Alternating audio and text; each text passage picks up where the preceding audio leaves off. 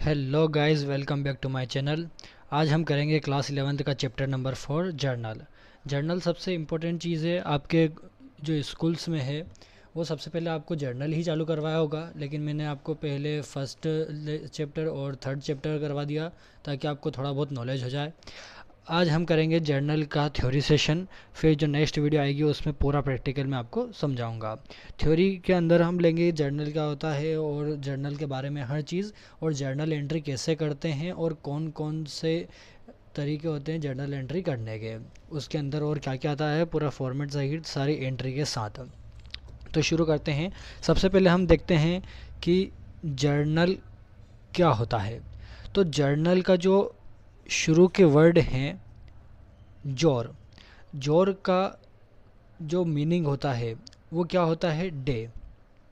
जोर का जो मीनिंग होता है वो क्या होता है, day.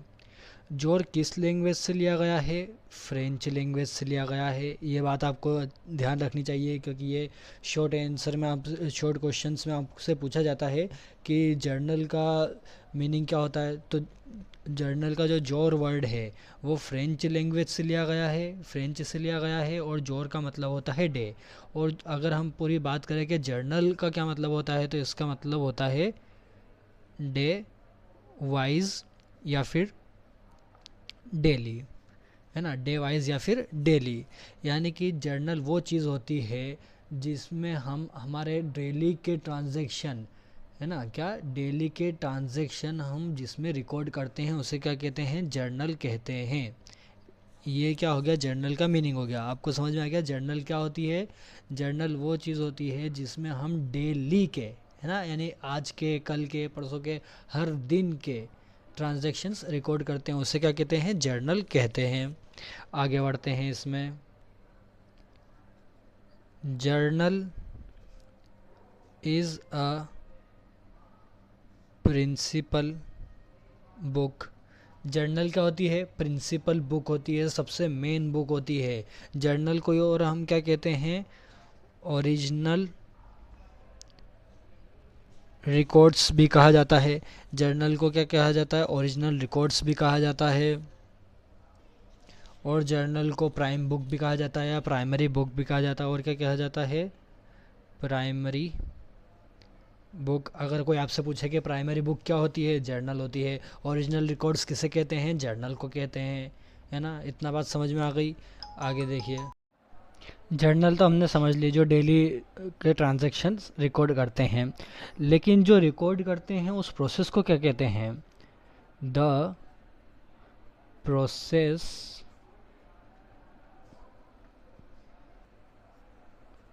Of recording the transactions in journal is called journalising. क्या कहते हैं, जर्नलाइजिंग। वो प्रोसेस जिसके द्वारा हम रिकॉर्ड करते हैं जर्नल के ट्रांजैक्शंस, उसे क्या कहते हैं, जर्नलाइजिंग। उस प्रोसेस को क्या कहते हैं, हम जर्नलाइजिंग कहते हैं। आगे देखिए। जर्नल पूरी समझ में आ गई।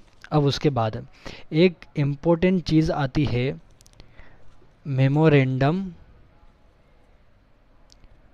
बुक। अब ये मेमोरेंडम बुक क्या होती है, बहुत सारे बच्चों को कन्फ्यूज़न रहता है कि मेमोरेंडम बुक किसे कहते हैं। तो मेमोरेंडम बुक सिंपली एक ऐसी रफ बुक होती है जिसके अंदर हम नॉर्मली ट्रांजैक्शंस रिकॉर्ड कर लेते हैं। उसका कोई महत्व नहीं होता है, लेकिन बस इतना है कि जर्नल में रिकॉर्ड करने से पहले हम डेली इसमें क्या कर लेते हैं, रिकॉर्ड कर लेते हैं, है ना, पहले से। यानी कि आपकी भाषा में रिकॉर्ड कर लीजिए, जैसे कि आपने बुक में यहाँ पर लिखा। मैं यहाँ पर आपको एक एग्जांपल देता हूँ। मान लीजिए कि आपकी एक दुकान है, वहाँ से किसी ने कुछ सामान परचेज़ करा, ठीक है, गुड्स परचेज़ कर लिया। तो आप क्या लिखोगे कि 10,000 रुपीज़ के परचेस हुए हैं, जैसे ये कर लीजिए, हुए हैं, है ना। बस इतना ही लिख दिया आपने कि 10,000 रुपये के परचेस हुए हैं। क्या परचेस हुए हैं आपने लिख दिया। मान लीजिए कि आपकी फर्नीचर की दुकान है, तो आपने क्या लिख दिया, फर्नीचर। ठीक है। 10,000 रुपये हुए, 10,000 परचेस हुए हैं फर्नीचर, 10,000 रुपये के फर्नीचर परचेस करें हैं। ठीक है, आपने इतना लिख दिया। तो ये किस में लिखा है आपने? मेमोरेंडम बुक में। क्यों लिखा है? क्योंकि मेमोरेंडम बुक ऐसी बुक होती है जिसमें आप रफली आपकी भाषा में आपके हिसाब से जैसे आपको समझ में आए आप रिकॉर्ड्स कर सकते हैं। आपको वो किसी को देने की ज़रूरत नहीं है। आप बस क्यों रिकॉर्ड करते हैं? ताकि आप अच्छे से फिर उन रिकॉर्ड्स को किस में रिकॉर्ड कर पाएँ? जर्नल के अंदर रिकॉर्ड कर पाएँ। आप डायरेक्टली तो जर्नल एंट्री नहीं बना सकते, है ना।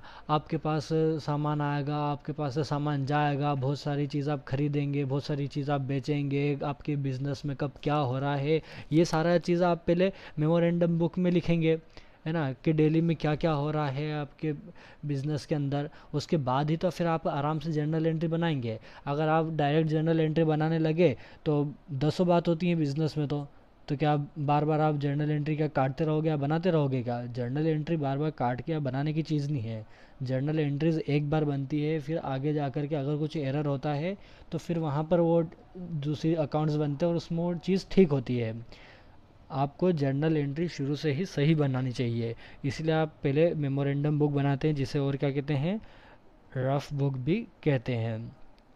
तो ये बहुत सारे बिजनेसमैन बनाते हैं और फिर उसके बाद उसे कायमे अच्छे से लिखते हैं, जर्नल के अंदर लिखते हैं। फिर जर्नल के कुछ वो देख लीजिए, ऑब्जेक्टिव्स क्या होते हैं। Objects of journal. ठीक है, जर्नल के ऑब्जेक्ट्स क्या होते हैं वो देख लेते हैं हम। ऑब्जेक्ट्स का मतलब क्या होता है कि उसके फ़ायदे क्या क्या हैं, उससे हमें क्या क्या प्राप्त होता है, ये एक ऑब्जेक्ट्स होते हैं जर्नल के। तो सबसे पहला ऑब्जेक्ट्स क्या होता है इसका कि ये क्या है? Easy to posting in ledger. Ledger के अंदर इजी पोस्ट कर सकते हैं, लेज़र में इजीली पोस्ट कर सकते हैं। अब लेज़र का क्या मतलब होता है? जर्नल के बाद क्या बनती है? लेजर बनती है। सबसे पहले हम क्या बनाते हैं? जर्नल बनाते हैं, उसके बाद हम क्या बनाते हैं? लेजर बनाते हैं। तो लेजर के अंदर क्या होता है कि मैंने आपको पिछली वीडियोस में बताया होगा, जिन लोगों ने देख रखी उन्हें पता होगा कि लेजर ऐसी चीज़ होती है जिसमें बहुत सारे डिफरेंट अकाउंट्स बनते हैं। किसके बेसिस पर? जर्नल के बेसिस पर। मान लीजिए कि जर्नल के अंदर दो अकाउंट शो करे हैं, एक परचेस अकाउंट शो करा है और एक कैश अकाउंट शो करा है। तो किस में हुआ? सिर्फ एक ही एंट्री के अंदर शो करे हैं हमने। लेकिन जब हम लेजर बनाएंगे, जब हम उसको पोस्ट करेंगे लेजर के अंदर, तो दो सेपरेट अकाउंट हम उसमें खोलेंगे। परचेस अकाउंट हम अलग खोलेंगे और उसके अंदर परचेस की एंट्रीज डालेंगे, और कैश अकाउंट हम अलग खोलेंगे और उसके अंदर कैश की एंट्रीज अलग डालेंगे। जो भी कैश से संबंधित है या फिर उसके अंदर जो भी परचेस की है वो हम सेपरेट सबके अंदर खोल देंगे। अब ये होता है लेजर का मतलब, लेजर के अंदर ये चीज़ होती है। तो लेजर में जब हम रिकॉर्ड करते हैं तो उसे क्या कहते हैं? पोस्टिंग कहते हैं। तो सबसे पहला तो ऑब्जेक्ट ये हो गया। दूसरा ऑब्जेक्ट क्या हो गया? Knowledge about debit and credit. Debit और क्रेडिट की एंट्रीज के बारे में हमें पता चलता है। जर्नल के थ्रू हमें ये पता चलता है कि कौन सी एंट्री डेबिट में हुई है, कौन सी एंट्री क्रेडिट में हुई है ना। इससे ये इजीली फाइंड हो जाता है। अगर आप फिर आगे बढ़ेंगे तो थोड़ा बताना मुश्किल हो जाता है कि ये एंट्रीज कैसे हुई है, या डेबिट में थी या क्रेडिट में थी। लेकिन जर्नल में आप सिंपली देख सकते हैं कि कौन सी एंट्री क्रेडिट में गई है और कौन सी एंट्री डेबिट में गई है। फिर थर्ड,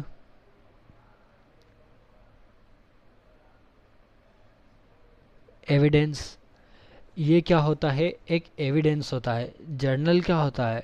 एविडेंस होता है, लीगल एविडेंस होता है। आप कहीं पर भी अगर जर्नल बताएंगे तो एक वो लीगल एविडेंस हो जाता है कि आपके बिजनेस में क्या क्या ट्रांजैक्शंस हुए हैं, और उसके बेसिस पे आप बहुत सारे चीज़ को क्लेम कर सकते हैं। जैसे कि मान लीजिए कि अगर आपके बिज़नेस में कोई कुछ डिफ़ॉल्ट हो गया, या फिर कोई व्यक्ति आया आपसे कहने कि मैंने तो ये डील नहीं करी थी, या फिर या इतने पैसे की हुई थी, या ये इतना हुआ है, या जो भी वो कहे, तो आप उसे जर्नल बता कर ये आप उसे एक प्रूफ दे सकते हैं कि आपकी तरफ से वो क्या चीज़ हुई है, कौन सी डील हुई थी, या क्या माल आया क्या गया, वो सब आप उससे बता सकते हैं, है ना। क्या आपके उसमें इनकम हुई है या क्या एक्सपेंडिचर्स हुए हैं, क्या एक्सपेंस हुए हैं, ये सब भी आप जर्नल के थ्रू बता सकते हैं। तो ये क्या होता है, एक एविडेंस भी होता है। फोर्थ, डे वाइज बिजनेस, हर दिन का जो बिज़नेस आपका हो रहा है उसके बारे में आपको जानकारी मिलती है। आप डेली क्या क्या चीज़ करना है जर्नल के थ्रू आपको उसका पता चल जाता है। फिफ्थ, कंपैरिजन विथ इनवॉइस, एक इनवॉइस आता है, उसको आप क्या कर सकते हैं, कंपैरिजन करते हैं। बहुत सारे इनवॉइस होते हैं, है ना, बहुत सारे बिल्स होते हैं, बहुत सारी चीज़ें होती हैं, आप उनको क्या कर सकते हैं, आप कंपेयर कर सकते हैं। क्योंकि आपके पास क्या बनी हुई है, जर्नल एंट्री बनी हुई है, तो उससे आपको क्या है कि अगर कुछ एरर आया, कुछ मिस्टेक आई या कुछ भी ऐसी सिचुएशन आई, तो आप क्या कर सकते हैं, चीज़ों को कंपेयर कर सकते हैं, उसे देख सकते हैं और उसके थ्रू आप सोल्व कर सकते हैं उस चीज़ को। फिर sixth, narration of each transactions. Narration का मीनिंग आपको पता है, नरेशन, नरेशन का इसमें मीनिंग होता है कि जर्नल जब एंट्री हम बना लेते हैं, जैसे मान लीजिए आपने पहली जर्नल एंट्री बना ली है ना, जर्नल एंट्री बनाने के बाद नीचे एक ब्रैकेट में हम नरेशन लिखते हैं, जिसे बीइंग से चालू करते हैं। किससे चालू करते हैं हम, बीइंग, ये वर्ड है बीइंग, बीइंग से फिर हम चालू करते हैं और ब्रैकेट में पूरा नरेशन लिखते हैं। नरेशन क्या होता है कि जो जर्नल एंट्री हमने बनाई है उसका एक छोटा सा डिस्क्रिप्शन, कि कौन सी एंट्री डेबिट में गई है, कौन सी क्रेडिट में गई है और क्यों गई है ना, why and which entries going to debit और क्रेडिट, ये हमें पता चलता है। क्योंकि हम नरेशन बनाते हैं, उस एंट्री का एक छोटा सा डिस्क्रिप्शन हम देते हैं। तो ये भी एक ऑब्जेक्टिव हो गया। इतना आई होप आपको समझ में आया हो। आगे बढ़ते हैं हम। यहाँ पर देखिए, अब हम बनाएंगे जर्नल, है ना। जर्नल का क्या बनाएंगे, हम फॉर्मेट बनाएंगे। मैं आपको फॉर्मेट समझा देता हूँ। तो सबसे पहले शुरू में आपको बीच में क्या लिखना है, जर्नल लिखना है। जर्नल लिखने के बाद आप एक अच्छा बड़ा कॉलम बनाइए, पूरे पेज पर ही ले लीजिएगा, है ना। छोटा साइड में ऐसे कॉलम मत बनाइएगा, बहुत सारी जगह आपके पास पूरा पेज है, पूरा पेज पे आपको जगह लेनी है। तो सबसे पहले आपने ऊपर लिख लिया जर्नल। जर्नल के बाद फिर आपको एक कॉलम बनाना है ऐसा साइड में, जो होगा डेट का। आप ईच ट्रांजैक्शंस की डेट यहाँ पर मेंशन करेंगे। जब जब आपका ट्रांजैक्शन हुआ है, हर हर एक डेट आप यहाँ पर मेंशन करेंगे। फिर उसके बाद थोड़ा बड़ा स्पेस लीजिएगा, है ना। तो बड़ा स्पेस हमने लिया और फिर आपका आता है पर्टिकुलर्स। अब पर्टिकुलर्स के अंदर क्या चीज़ आती है कि जो भी एंट्रीज होंगी वो इसी के अंदर होंगी, है ना। जर्नल एंट्रीज किसके अंदर होती है, इस पर्टिकुलर्स की कॉलम में होती है। नेक्स्ट आगे बढ़ते हैं, और जो नरेशन है वो नरेशन भी इसमें ही आता है। फिर एक छोटा सा हम कॉलम बनाएंगे जिसमें हम लिखेंगे एल और एफ। एल एफ का फुल फॉर्म क्या होता है, लेजर फोलियो। लेजर फोलियो का क्या मीनिंग होता है कि जो एंट्री हम जर्नल में करेंगे, फिर बाद में आप उसको पोस्ट किस में करेंगे, लेजर के अंदर पोस्टिंग करेंगे। तो जब जिस सीरियल नंबर या जिस भी नंबर पर वो एंट्री जाएगी, तो वो नंबर यहाँ पर लिखाएगा, ताकि आप इजीली फाइंड कर सकें कि इस जर्नल की एंट्री लेजर के अंदर कहाँ पर है। लेजर के फॉर्मेट भी में भी JF बनता है, जिससे ये दर्शाया जाता है कि ये कौन से जर्नल के उसमें से ली गई है ना। वहाँ पर भी नंबर मेंशन होता है जर्नल का। नेक्स्ट आगे बढ़ते हैं। फिर यहाँ पर जो इतनी स्पेस बची है, इसमें 2 पार्टीशंस कर लीजिए। तो 2 कॉलम बन जाएगी। एक तो हमारी बन जाएगी डेबिट अमाउंट की, एक बन जाएगी हमारी क्रेडिट अमाउंट की। हमेशा याद रखिएगा कि डेबिट जो है वो लेफ़्ट हैंड साइड में आएगा, क्रेडिट जो है वो राइट हैंड साइड में आएगा। तो यहाँ पर आपने फॉर्मेट देख लिया। अब मैं यहाँ पर आपको एक एग्जांपल दे देता हूँ, ताकि आपको समझ में आया जाए कि एंट्री कैसे पोर्ट करते हैं, और उसमें जो जो चीज़ होती है मैं आपको बताता हूँ। तो यहाँ पर हमने एक एग्ज़ाम्पल लिया। मान लीजिए कि परचेज़ की तो बहुत सारे हो गए, सेल्स कर लेते हैं अब, कि sold goods for cash 20,000 rupees, है ना। ये हमने क्या ले लिया, एक एग्जांपल ले लिया कि हमने गुड्स सोल्ड करे हैं, वो भी किस में करे हैं, कैश में करे हैं। कितने कैश में, 20,000 कैश में। इसकी डेट आपने ले ली 2015 और 31 मार्च ही ले लीजिए, चलिए, है ना, या फिर 1 मार्च कर लीजिए, 1 मार्च बेहतर रहेगा। 2015 1 मार्च को ये वाली एंट्री, ये वाला एंट्री हमने करी। तो अब उसको जर्नल के अंदर कैसे पुट करेंगे, सबसे पहले डेट के अंदर देखिए, डेट के अंदर ईयर सबसे पहले आप ऊपर ही लिख दीजिए। क्यों, क्योंकि आप एक साल में बहुत सारी एंट्री कर सकते हैं, तो आपको बार बार ईयर मेंशन करने की ज़रूरत नहीं है। सबसे पहले आप ऊपर ईयर लिख दीजिए, है ना। इसके नीचे फिर डेट मेंशन, यानी कि मंथ के साथ डेट मेंशन करके आप डायरेक्ट सारे ट्रांजैक्शन कर सकते हैं। तो 2015 का साल चल रहा है हमारा, हमने सबसे पहले ऊपर वो मेंशन कर दिया। उसके बाद क्या, 1 मार्च को ये एंट्री हमने करी है, तो यहाँ पर क्या लिख देंगे हम, मार्च 1, ऐसे करके हमने क्या डाल दी, डेट भी डाल दी। उसके बाद क्या हुआ है, sold goods for cash, cash में हमने माल बेचा। अब कैश में जब हमने माल बेचा तो उसकी एंट्री क्या बनती है, जर्नल एंट्री क्या बनती है, तो उसकी जर्नल एंट्री ये बनती है कि जो कैश होता है वो कैश हमें क्या हुआ है, हमें रिसीव हुआ है। तो मैंने आपको रियल, नॉमिनल और पर्सनल अकाउंट पढ़ाया था, मैं आपको एक और बार यहाँ पर समझाऊंगा, है ना। इस चैप्टर में भी उसके बारे में दे रखा है। तो कैश अकाउंट में क्या होता है कि हमें सबसे पहले क्या हुआ है, इसमें देखिए कि आपको क्या हुआ है, कैश रिसीव हुआ है।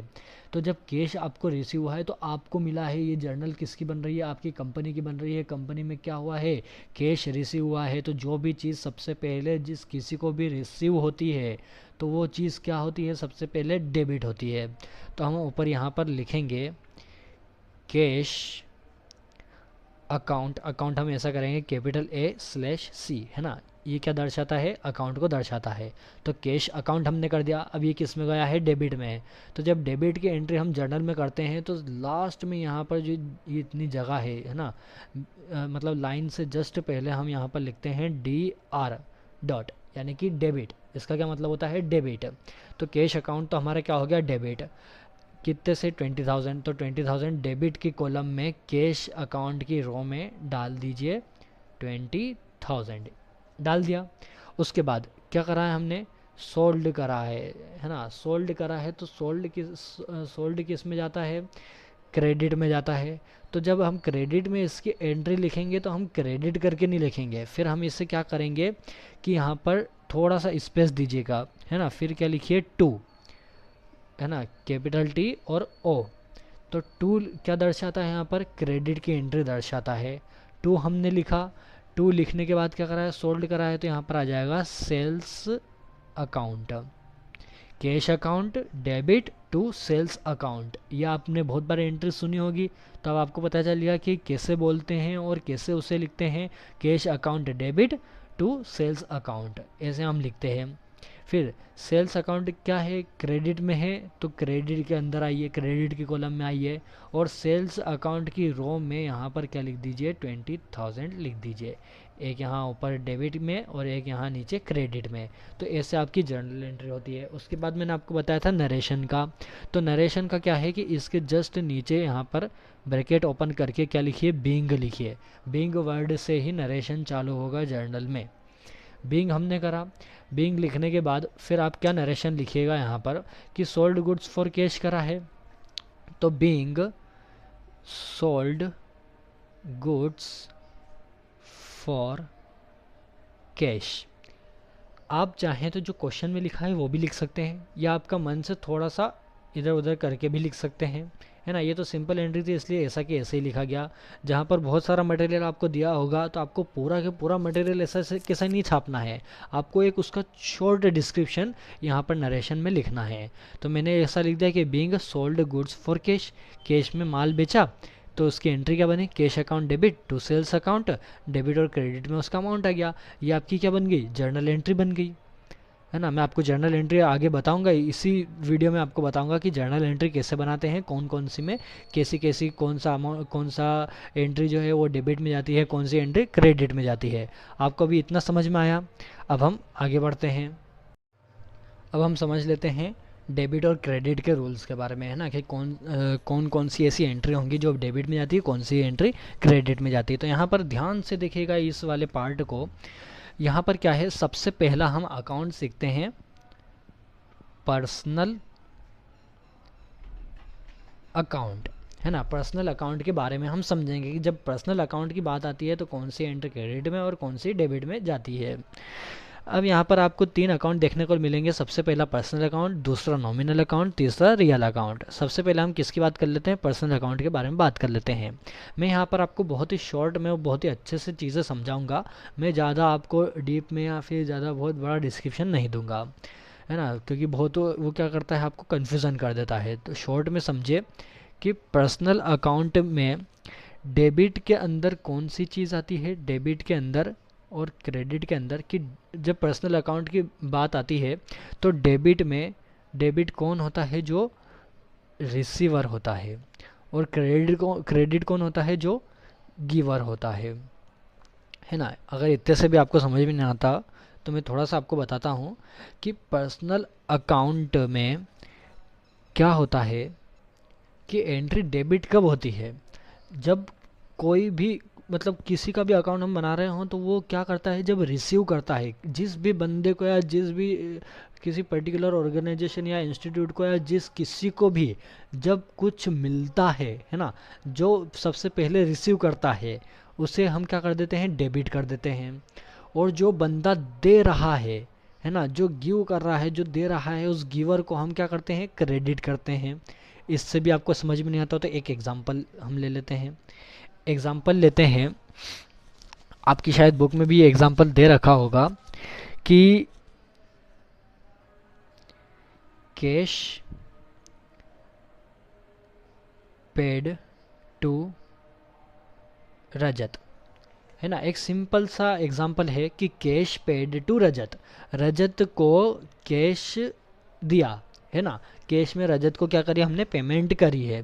तो अब यहाँ पर आप खुद ही देख कर बताइए कि रजत को कैश पेड करा है, अकाउंट किसका बनता है, बिजनेस किसका है, बिजनेस हमारा है, हम ओनर हैं, जर्नल किसकी बनती है, हमारी बनती है। तो इसमें हम क्या देखेंगे कि हमें क्या रिसीव हो रहा है या हम क्या दे रहे हैं, है ना। यही चीज़ हमें देखनी है खुद के लिए, किसी और के लिए नहीं, यहाँ पर अभी नहीं देखना है हमें, सिर्फ यहाँ पर किसके लिए देखना है, खुद के लिए देखना है कि खुद को क्या चीज़ मिल रही है या आप किसी को क्या दे रहे हैं। उस हिसाब से सोचिए कि हमने रजत को कैश पेड करा है। तो यहाँ पर 2 अकाउंट इफ़ेक्ट हो रहे हैं, एक तो रजत का अकाउंट, रजत अकाउंट, और दूसरा किसका अकाउंट, कैश अकाउंट, है ना। ये 2 चीज़ इफ़ेक्ट हो रही हैं। तो यहाँ पर क्या होगा, आप खुद ही अब बता दीजिए कि रिसीव कौन कर रहा है। सबसे पहले हम ये क्या देखेंगे कि रिसीव कौन करता है। तो रजत को दिया, है ना। अब रजत को दिया तो देने वाला कौन है, गिवर कौन है, गिवर तो हम है, कैश तो हमने दिया है ना। तो यहाँ गिवर में कौन आ जाएगा, कैश। फिर मिला किसे, रिसीव किसने करा, रजत ने करा, रिसीव में कौन आ जाएगा, रजत आ जाएगा, है ना। अब डेबिट तो सबसे पहले आता है, उसके बाद क्या आता है, क्रेडिट आता है।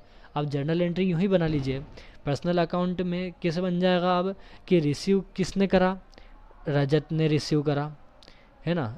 रजत अकाउंट डेबिट टू, गिवर कौन था, किसने दिया, हमने दिया, क्या दिया, कैश, है ना। जो गिव करा वो लिखेंगे टू कैश अकाउंट, रजत को मिला कैश। यहाँ पर नरेशन में हम लिख देंगे बीइंग पेड कैश टू रजत, रजत को कैश पेड हमने करा। ये आपकी जर्नल एंट्री बन गई। पर्सनल अकाउंट के अंदर अब कौन कौन से अकाउंट आते हैं मैं वो आपको बता देता हूँ। पर्सन्स अकाउंट, किसी भी पर्सन्स का अकाउंट जब रहेगा, रजत का, श्याम का, अमन का, दिनेश का, दशरथ का, है ना, राजेश का, या मेरा खुद का अयास का, किसी का भी अकाउंट, नामधारी अकाउंट है ना, किसका होना चाहिए, नाम, पर्सन होना चाहिए, एक रियल पर्सन होना चाहिए। उस पर्सन का अकाउंट किस में गिना जाएगा, पर्सनल अकाउंट में गिना जाएगा। कैश अकाउंट, बैंक अकाउंट, है ना, ये सब किस में आएंगे, पर्सनल अकाउंट के अंदर आएंगे। सॉरी, यहाँ पर मिस्टेक हो गई, कैश अकाउंट इसमें नहीं आता, इसमें बैंक अकाउंट आता है ना। बैंक अकाउंट भी किस में आता है, पर्सनल अकाउंट में आता है। तो पर्सन्स के अकाउंट, बैंक अकाउंट, या फिर किसी ऑर्गेनाइजेशन का या किसी कंपनी का, है ना। जैसे कि मान लीजिए कि एक जॉइंट स्टॉक कंपनी है, उसका अकाउंट किस में गिना जाएगा, पर्सनल अकाउंट में। आप उसे कैसे दर्ज करेंगे, कैसे रिकॉर्ड करेंगे, किसके हिसाब से करेंगे, आप उसे कैसे देखेंगे कि ये डेबिट में क्या जाएगा, क्रेडिट में क्या जाएगा, किसके हिसाब से, पर्सनल अकाउंट के हिसाब से। जो रिसीव करेगा उसे डेबिट कर दीजिए, और जो देगा, जो गिव करेगा उसे क्रेडिट में कर दीजिए, है ना। पर्सनल अकाउंट के अंदर कौन कौन से अकाउंट आते हैं, पर्सन्स के अकाउंट, नामधारी अकाउंट, है ना, इंसान के अकाउंट, बैंक के अकाउंट, या जॉइंट स्टॉक कंपनी, कंपनी यानी जो भी कंपनी हो या जो भी इंस्टीट्यूट हो, है ना, या जो भी क्लब्स रहते हैं या आपके चैरिटी वाले होते हैं, किसी भी ऑर्गेनाइजेशन का अकाउंट किस में आएगा, पर्सनल अकाउंट के अंदर आएगा। और कौन कौन से आते हैं, ड्राइंग अकाउंट। ड्राइंग का मतलब क्या होता है, बिजनेस में से आपने कुछ भी चीज़ निकाला, कैश निकाला या स्टॉक निकाला, वो वाले जो अकाउंट होते हैं वो आप किस हिसाब से बनाते हैं, पर्सनल अकाउंट के, है ना, वो उसके अंदर आते हैं। और जो बैंक का ओवरड्राफ्ट हो जाता है, ओवरड्राफ्ट का मतलब क्या होता है कि बैंक में जब आपके अकाउंट में पैसा नहीं हो लेकिन फिर भी आपका जो ट्रांजैक्शंस हैं वो अच्छे हैं, उसे देख करके बैंक आपको क्या दे देती है, थोड़ा सा ओवर पैसा निकालने का एक वो दे देती है, बेनिफिट दे देती है, जिससे आप क्या कर सकते हैं कि आपके अकाउंट में पैसे ना होने के बावजूद भी बैंक माइनस में जैसे आपका कर देती है और आपको एक्स्ट्रा पैसे उसमें दे देती है, जितने भी आपको उसमें चाहिए रहते हैं। वो भी एक लिमिट होती है ना। ये वाला अकाउंट या एडजस्टमेंट वाला अकाउंट हो गए, है ना, प्रीपेड वाले, अनअर्नड वाले, आउटस्टैंडिंग वाले, जितने भी मैं आपको पिछली बार बताए थे, है ना। जैसे कि आउटस्टैंडिंग हो गया, एडवांस हो गया, अनअर्नड हो गया, एक्रूड हो गया, उसके बाद प्रीपेड हो गया, रिबेट हो गया, डिस्काउंट हो गया। डिस्काउंट तो नहीं आता है, डिस्काउंट का एक दूसरा वाला आता है, वो आपको आगे पता चलेगा, है ना। डिस्काउंट में बहुत सारी चीज़ें होती हैं, जैसे डिस्काउंट बिल होता है, वो भी किसके अंदर आता है, पर्सनल अकाउंट के अंदर आता है। तो आप उन चीज़ों को कैसे देखेंगे कि पर्सनल अकाउंट के हिसाब से कौन सी चीज़ डेबिट में जाएगी, कौन सी चीज़ क्रेडिट में जाएगी। आपको इसका कॉन्सेप्ट पता चल गया, आगे चलते हैं। फिर आता है नेक्स्ट हमारा सेकंड पे, रियल अकाउंट। अब रियल अकाउंट क्या होता है, रियल अकाउंट में बिजनेस के अंदर यानी purchase, sales, building, furniture, assets जो भी है वो किसके अंदर आती है, रियल अकाउंट के अंदर आती है। रियल अकाउंट दो टाइप्स के होते हैं, एक होता है टेंजिबल और दूसरा होता है इनटेंजिबल। टेंजिबल रियल अकाउंट का मतलब क्या होता है कि ऐसे रियल्स अकाउंट, ऐसी चीज़ों के अकाउंट से, मतलब या ऐसा कह सकते हैं कि ऐसी चीज़, टेंजिबल का मतलब क्या होता है, ऐसी चीज़ जिसे हम टच कर सकते हैं, हम जिसे देख सकते हैं, उसे क्या कहते हैं, टेंजिबल। इनटेंजिबल किसे कहते हैं, जिसे हम देख नहीं सकते, जिसे हम छू नहीं सकते, है ना। अब इसमें कौन कौन सा अकाउंट्स आते हैं, टेंजिबल जिसे हम देख सकते हैं, छू सकते हैं, जैसे बिल्डिंग, हम देख सकते हैं, बिल्डिंग सामने खड़ी है, छू भी सकते हैं बिल्डिंग को, है ना, हम उसमें वर्क करते हैं।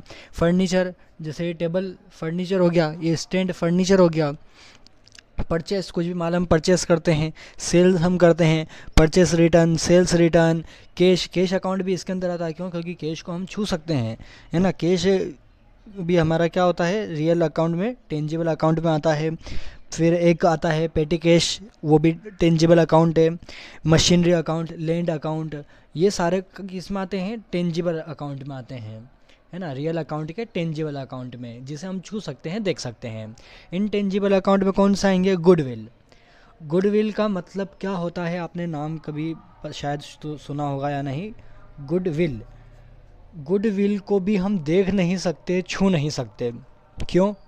इसका मतलब क्या होता है, आपके बिज़नेस की रेप्यूटेशन, जब आपका बिज़नेस अच्छा रनिंग करता है, जब बहुत आगे एक्सपांड वो हो जाता है, तब आपके बिज़नेस की एक गुडविल रहती है, एक रेपुटेशन रहती है ना। तो जो रेपुटेशन है वो वैल्यूएबल भी होती है, इसीलिए उसे गुडविल कहा जाता है और उसका भी अकाउंट बनता है, उसकी भी वैल्यू इसमें गिनी जाती है।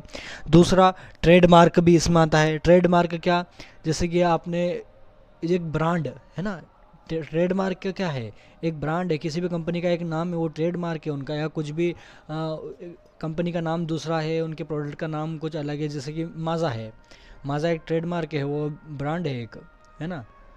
माज़ा कंपनी एक ब्रांड है, उसका ट्रेडमार्क क्या है, माज़ा है, तो वो कोई दूसरा उसे ले नहीं सकता, दूसरी कंपनी उसके नाम को कॉपी नहीं कर सकती, है ना। कोई भी अगर दूसरा प्रोडक्ट माज़ा के नाम से आएगा तो वो उसी कंपनी का होगा, अगर दूसरी कंपनी उस नाम से निकालेगी तो उनके ऊपर कॉपीराइट लग जाएगा। तो ट्रेडमार्क, ये ट्रेडमार्क। फिर पेटेंट हो गया।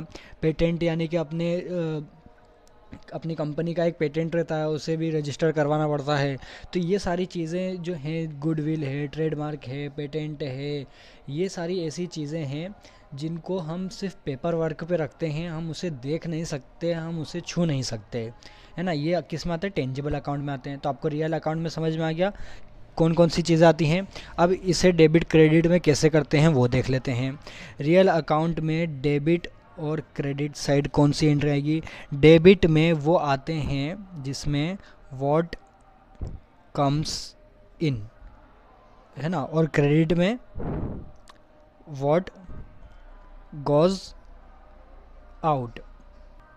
अब इसे आप कैसे देखेंगे, डेबिट में कौन सी एंट्री आएगी जिसमें हमें कुछ मिलेगा, है ना। अब रियल अकाउंट में जितने भी मैंने आपको अकाउंट बताए, ये किसके हैं, ये फर्म के हैं, ये हमारी कंपनी का अकाउंट है। बिल्डिंग अकाउंट जब हम बनाएंगे तो हम हमारे हिसाब से देखेंगे, तो जो भी हमें मिलेगा वो डेबिट होगा और जो भी हमारे पास से जाएगा वो क्रेडिट होगा, है ना। क्या है कि जो हमें मिलेगा, जो फर्म को मिलेगा, जो कंपनी को, हमारी कंपनी है, जो हमें मिलेगा वो डेबिट होगा, जो हमारे पास से जाएगा वो क्रेडिट होगा, है ना। पर्सनल अकाउंट में थोड़ा डिफरेंट था। पर्सनल अकाउंट में पर्सन्स या आर्टिफिशियल पर्सन या जो भी बैंक या ड्राइंग, ये वो उनके हिसाब से चलता था, है ना। लेकिन रियल अकाउंट में क्या है, ये हमारे हिसाब से चलेगा, हमारे पास क्या आया डेबिट, हमारे पास से क्या गया क्रेडिट।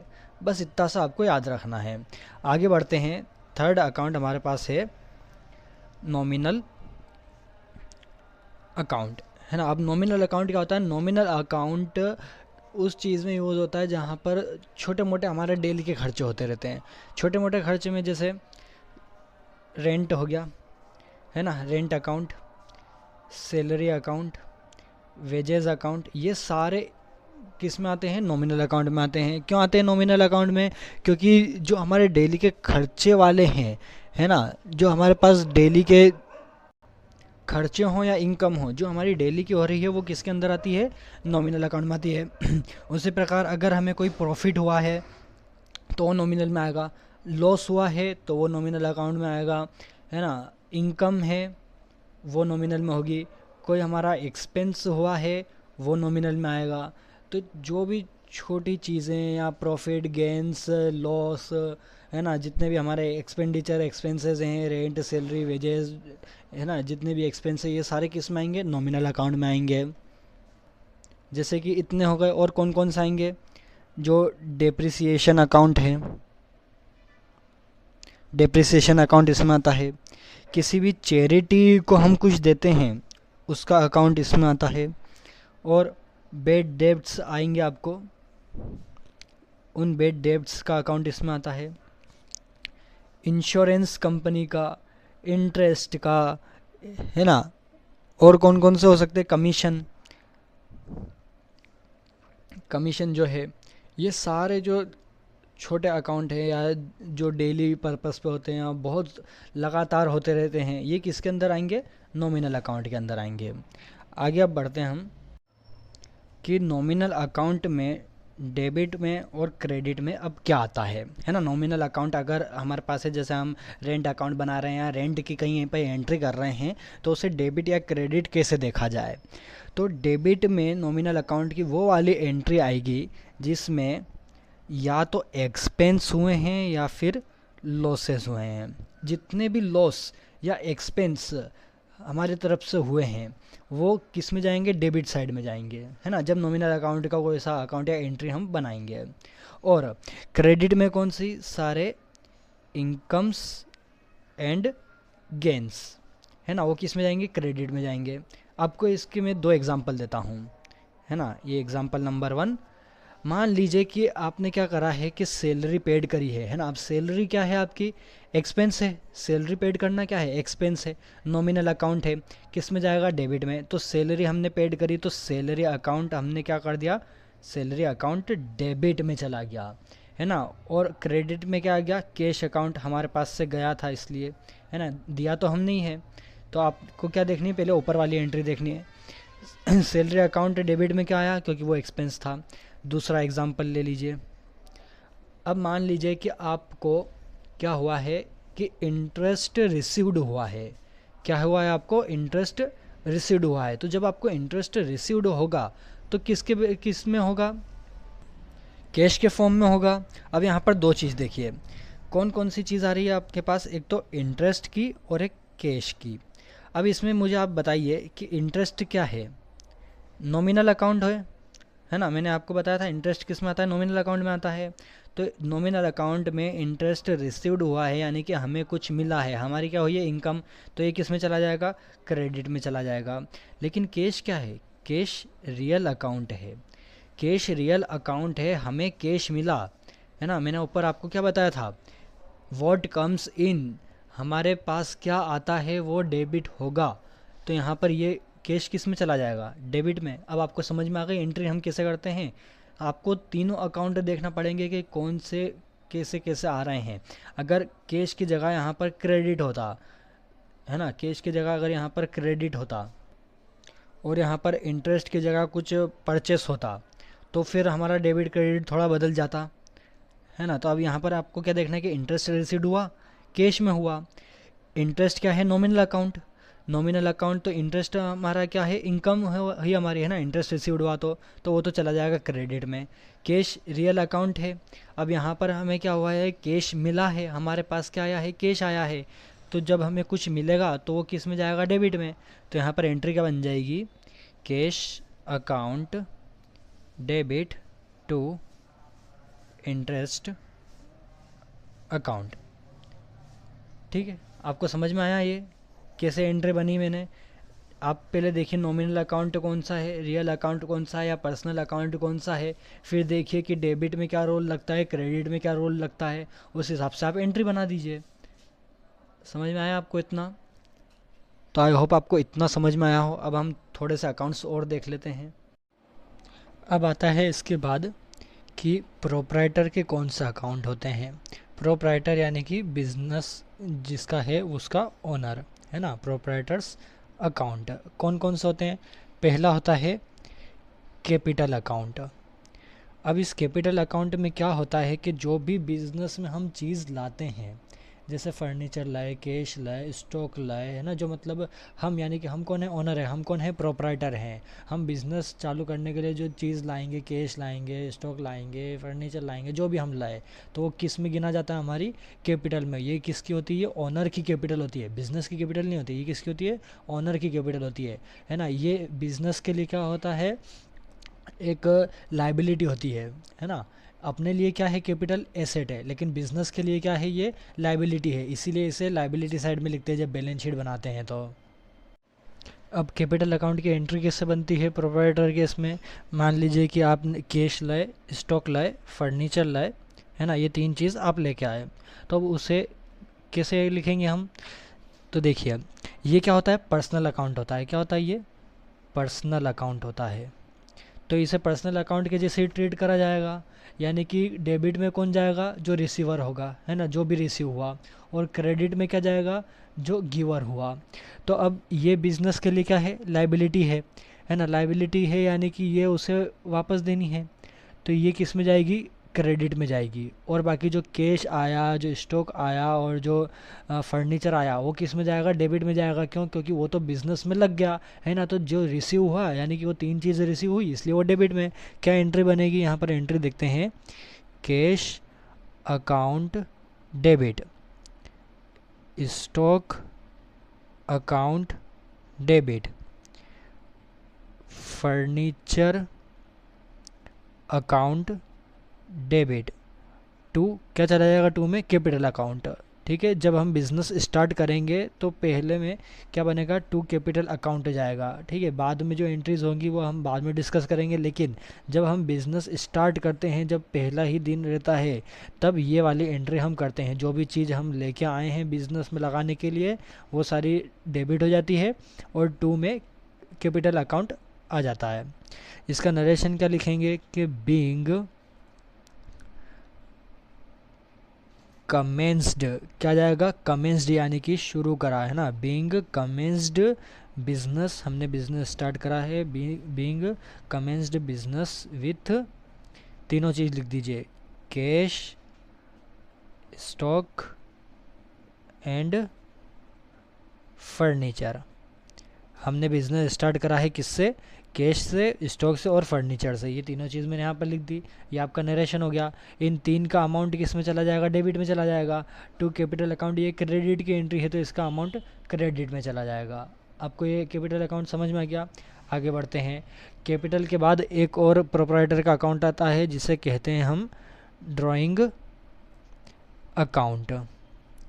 ड्राइंग अकाउंट क्या होता है, अब ड्राइंग अकाउंट वो होता है जब आप बिज़नेस में से कुछ विड्रॉ करते हैं अपने पर्सनल यूज़ के लिए, है ना, उसे क्या कहते हैं, ड्राइंग कहते हैं। ये भी प्रोप्राइटर का बनता है। क्यों, क्योंकि प्रोप्राइटर ही बिज़नेस में से कुछ निकालेगा। आप या मैं तो कुछ निकाल नहीं सकते, है ना, अपनों को राइट भी नहीं है। किसका राइट है, ये प्रोप्राइटर का है। तो ये प्रोप्राइटर का अकाउंट बनता है। प्रोप्राइटर जो भी चीज़ निकालेगा, फिर से वही प्रोप्राइटर कैश निकालेगा तो वही ड्राइंग में जाएगा, स्टॉक निकालेगा तो वो भी ड्राइंग में जाएगा। अब यहाँ ऊपर तो ये एंट्री किस में जा रही थी, डेबिट में जा रही थी। क्यों, क्योंकि ये बिज़नेस में लगा है। अब बिज़नेस से निकलेगा तो ये किस में चला जाएगा, क्रेडिट में चला जाएगा।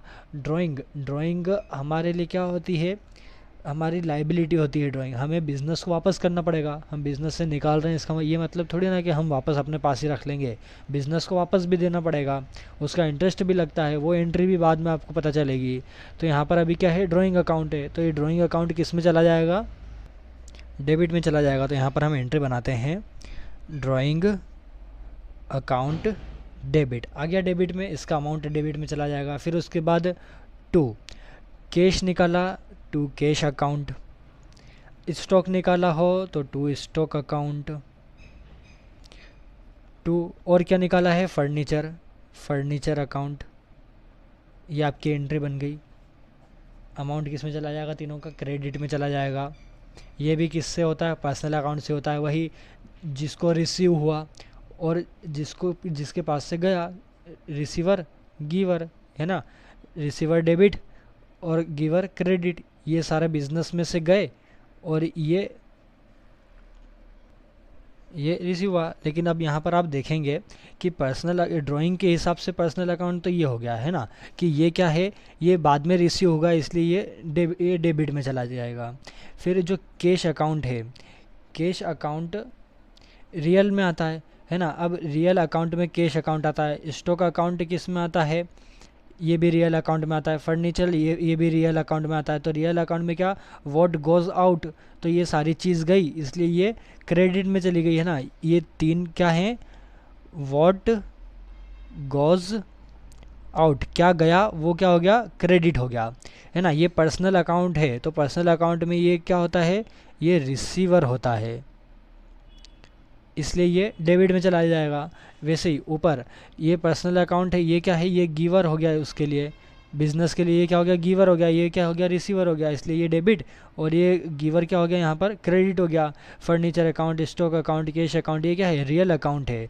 रियल अकाउंट है तो डेबिट में क्या आता है, व्हाट कम्स इन, क्या है, व्हाट कम्स इन, डेबिट हो जाता है। ये रियल अकाउंट का फॉर्मूला है ना। तो यहाँ पर किस किस अकाउंट पे इफेक्ट पड़े हैं, एक तो रियल अकाउंट पे और एक पर्सनल अकाउंट पे। वैसे ही ड्राइंग अकाउंट में भी एक पर्सनल अकाउंट पे और एक रियल अकाउंट पे, दो जगह इफेक्ट पड़ते हैं। तो आपको प्रोप्राइटर अकाउंट समझ में आ गया। अब आगे हम कुछ एंट्रीज कर लेते हैं, है ना, जिससे आपको और अच्छे आसानी से समझ में आ जाए कि एंट्रीज कैसे करते हैं। अब देखिए यहाँ पर हम ले लेते हैं एग्जाम्पल नंबर 1। यहाँ पर मैं एक क्वेश्चन लिखूंगा और उसके बाद उसकी एंट्री बनाऊंगा, है ना। अगर आपको ये लिखना है तो आप प्रॉपर उसका फॉर्मेट बनाइए, और जैसे कि मैंने आपको बताया कि इधर पहले आएगी डेट, फिर पर्टिकुलर जहाँ पर हम एंट्री करेंगे, मैं इसमें नरेशन भी आपको बताऊंगा, फिर उसके बाद बनता है LF लेजर फोलियो, फिर डेबिट अमाउंट और क्रेडिट अमाउंट, है ना। ये आप फॉर्मेट बना लीजिएगा। तो मैं आपको यहाँ पर पहले डायरेक्ट बता देता हूँ। फर्स्ट हमारे पास एंट्री आएगी जिसमें हम बिज़नेस स्टार्ट करेंगे। अब बिज़नेस स्टार्ट करा तो क्या क्वेश्चन आएगा आपके पास, कमेंस्ड बिजनेस विथ कैश 20,000, 20,000 से आपने बिज़नेस स्टार्ट करा। अब बिज़नेस स्टार्ट करा तो काय पे इफेक्ट पड़ेंगे, दो चीज़ पे। एक तो पहला कैश पे, कैश पे आपने बिजनेस स्टार्ट करा इसलिए कैश पे इफेक्ट जाएगा। दूसरा किस पे जाएगा, कैपिटल पे, क्यों, क्योंकि ये ट्रांसफ़र होगा कैपिटल पे, है ना। कौन लाया है, प्रोपराइटर लाया है। कैपिटल अकाउंट किसका होता है, प्रोपराइटर का होता है। तो हम यहाँ पर एंट्री बनाएंगे, क्या बनाएंगे, जैसे कि मैंने आपको उधर बताया, कैश अकाउंट डेबिट हो जाएगा और टू कैपिटल अकाउंट, है ना। 20,000 ये चलेगा डेबिट में, 20,000 ये चलेगा क्रेडिट में। ये आपकी एंट्री बन गई। नरेशन लिखिए बीइंग करके, being commenced business with cash, ये आपका नरेशन भी हो गया। ये आपकी पहली एंट्री कंप्लीट हो गई। अब इसमें कैश वही रियल अकाउंट है, व्हाट कम्स इन, इसलिए ये क्या हो गया, डेबिट हो गया। फिर to capital account personal account है, गिवर हो गया, यहाँ पर ये क्रेडिट में चला गया। नेक्स्ट आपका क्वेश्चन आता है फिर उसके बाद, गुड्स बाउट फ्रॉम राम 10,000, है ना। अब यहाँ पर क्या लिखा है कि गुड्स बॉट फ्रॉम राम। अब यहाँ पर ये बॉट का मीनिंग क्या होता है, परचेस करे, है ना, हम उसके पास से लेके आए हैं। क्या होता है बाउट का मतलब, हम उसके पास से लेके आए हैं। अब यहाँ पर आपको ध्यान रखना पड़ेगा ऐसी चीज़ें कि जब नाम आ जाए, क्या आ जाए, पर्सन का नाम आ जाए, तो एंट्री किसकी हो गई है, ये जब भी गुड्स परचेस या सेल होता है ना। आप ये ध्यान रखिए कि जब गुड्स हम परचेस करते हैं या फिर सेल करते हैं, वो वाली एंट्री आए और उसमें अगर व्यक्ति का नाम दे दिया हो और कैश कहीं पर भी नहीं लिखा हो, है ना, ये नहीं लिखा कि हमने इससे भी कैश में ख़रीदे, कैश नहीं लिखा है, सिर्फ नाम लिखा है, तो ये एंट्री किसकी है, क्रेडिट की एंट्री है। अब कैश की जगह हम किसका नाम लिखेंगे, राम का नाम लिखेंगे। लेकिन जब अगर ऐसा लिखा हो कि goods bought from Ram for cash, है ना, यहाँ पर क्या लिखा हो, फॉर कैश अगर लिखा हो तो फिर राम नहीं आएगा, फिर क्या आएगा, कैश ही आएगा। क्यों, क्योंकि वो फिर कैश की एंट्री हो गई। अभी कैश नहीं लिखा है, सिर्फ पर्सन का नाम लिखा है, इसलिए किसकी एंट्री है, क्रेडिट की एंट्री है। तो क्रेडिट की एंट्री कैसे करते हैं, यहाँ पर आप देखिए, गुड्स, है ना। अब गुड्स जहाँ पर लिखा है तो आप, है ना, गुड्स को स्टॉक नहीं लिखते। अब जब बात आती है परचेस की या सेल की, तो आप क्या स्टॉक नहीं लिखते हैं, अपन क्या लिखते हैं फिर, परचेसेस अकाउंट। ये किस में चला जाएगा, डेबिट में चला जाएगा। क्यों चले जाएगा डेबिट में, क्योंकि गुड्स जो मतलब गुड्स जो हैं वो किस में आते हैं, रियल अकाउंट में आते हैं, है ना। तो व्हाट कम्स इन, क्या आया, बिजनेस के अंदर क्या आया, गुड्स आए, यानी परचेस अकाउंट, हमने परचेस करा, है ना। अब गुड्स अकाउंट्स भी लिख सकते हैं। फिर उसके बाद टू, अब एक और किसके ऊपर इफेक्ट पड़ा, राम, पर्सनल अकाउंट, है ना, पर्सनल अकाउंट। अब राम के पास से गया, राम कौन था, गिवर था, तो अब जब राम गिवर था तो वो किस में चला जाएगा, क्रेडिट में चला जाएगा, राम के नाम से आ गया। अब यहाँ पर आप पर्सन के नाम के आगे अकाउंट नहीं लगा सकते। ये एक रूल होता है कि जब पर्सन का नाम लिखते हैं तो उसके आगे अकाउंट नहीं लगता है जर्नल एंट्रीज़ में। लेकिन जब आप लेजर बनाते हैं तो सेपरेट अकाउंट जब आप खोलते हैं, जैसे राम अकाउंट खुलेगा तो नाम क्या आएगा, ऊपर फ्रंट, ऊपर जो हेडिंग बनेगी वो क्या बनेगी, राम्स अकाउंट। लेकिन जब आप जर्नल एंट्री बनाएंगे तो जर्नल एंट्री में पर्सन के नाम के आगे अकाउंट नहीं लिखा जाता। इतना आपको बात समझ में आ गई।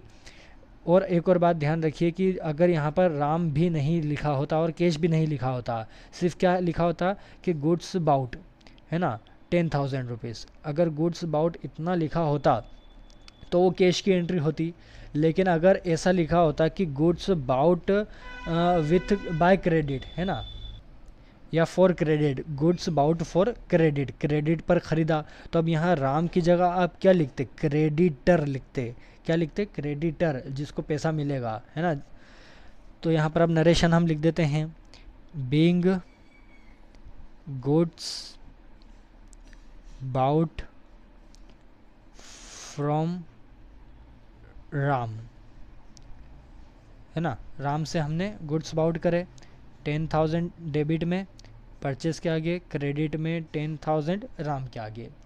एंट्री समझ में आ गई। आगे बढ़ते हैं, नेक्स्ट फिर आता है हमारा तीसरी एंट्री आती है। अब परचेस हमने कर लिया, अब हम करेंगे सेल।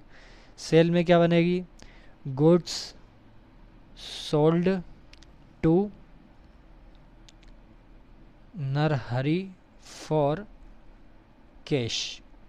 कितने के माल, कितने का गुड्स बेच दिया हमने, 8,000। अब यहाँ पर देखिए, अब जैसा कि मैंने आपको ऊपर के जो परचेस के उसमें बताया था, वही क्रेडिट और कैश का फंडा वही किस में आएगा, सेल में भी आएगा। वही अगर नाम लिखा है ना, कैश नहीं लिखा होता, नाम लिखा होता, तो ये किसकी एंट्री होती, क्रेडिट की एंट्री होती। लेकिन यहाँ पर क्या लिखा है, नाम भी लिखा और कैश भी लिखा, यानी कि ये किसकी एंट्री है, कैश की एंट्री है। यहाँ पर क्या लिखेंगे हम, अब नाम नहीं लिखेंगे, अब हम क्या लिखेंगे, कैश लिखेंगे। तो यहाँ पर कौन से दो अकाउंट इफेक्ट पड़ रहे हैं, एक तो वही गुड्स अकाउंट जो सोल्ड हुआ है, दूसरा क्या है, कैश अकाउंट। अब यहाँ पर आप देखिए कि कैश अकाउंट भी रियल है, गुड्स अकाउंट भी रियल है। तो रियल वाला फॉर्मूला लगा दीजिए, रियल अकाउंट वाला क्या है, what comes in what goes out. अब यहाँ पर हमने गुड्स बेचा है कैश में, हमारे पास सबसे पहले आया क्या, सबसे पहले वही देखिए कि हमारे पास सबसे पहले आया क्या। अगर हमारे पास कुछ आया नहीं है तो हमारे पास से कुछ गए होगा। इस कंडीशन में आया भी है और गया भी है। तो सबसे पहले क्या आया हमारे पास, कैश आया, तो कैश अकाउंट क्या हो गया, डेबिट हो गया। 2 फिर क्या हुआ, क्रेडिट में क्या एंट्री आएगी, गुड्स वाली, या तो गुड्स अकाउंट लिख दीजिए, या फिर यहाँ पर सोल्ड हुआ है तो क्या लिखेंगे हम, सेल अकाउंट।